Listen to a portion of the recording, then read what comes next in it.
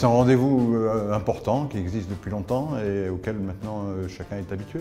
Et ça permet de distinguer chaque année le livre qui a paru important à ce jury et ça permet d'orienter surtout le lecteur parce qu'il y a un nombre considérable de livres politiques qui sortent.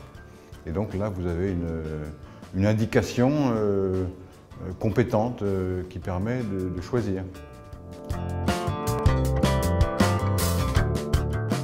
Ça prouve que cette manifestation a son utilité, autrement elle n'aurait pas duré 25 ans, elle serait arrêtée d'elle-même. Donc il y a un public pour ça, il y a un public d'étudiants, il y a un public de citoyens informés, et depuis 25 ans qui vient régulièrement à cette manifestation, à la fois pour prendre des livres et pour écouter des débats.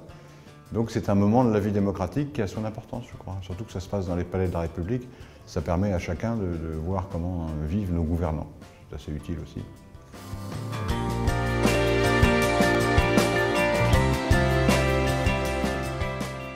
En France, c'est important.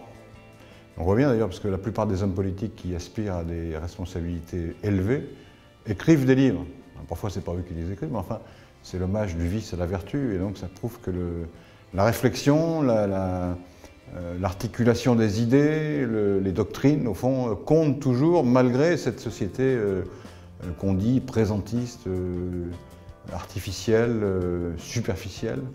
Et donc ça oblige les hommes politiques à réfléchir et ça permet aux citoyens de les juger aussi sur leurs idées, pas seulement sur leur bonne mine.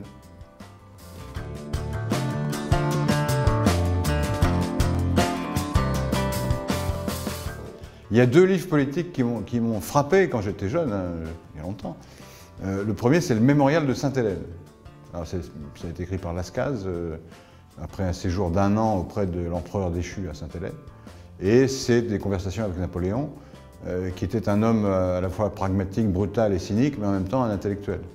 Et donc vous avez là un florilège, un condensé de pensées politiques assez profondes en fait, et qui permettent d'avoir une vision sur l'Empire, la Révolution, mais sur la vie en général, sur les hommes en général.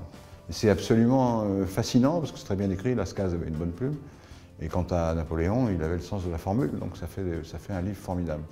Et puis le deuxième, ça s'appelle « Les luttes de classe en France ». C'est signé Karl Marx, et ça parle de la Révolution de 48. Et on s'aperçoit que le Marx journaliste était extrêmement brillant, extrêmement profond évidemment, c'est un philosophe, mais en même temps attentif à tout ce qui est péripéties, personnages, hasard de l'histoire, ce qui désavoue en fait, quand on lit ce livre, la plupart des marxistes qui ensuite ont prêché la bonne parole du philosophe. Il était beaucoup plus subtil et beaucoup plus attentif aux événements que ce que ses disciples ont voulu croire.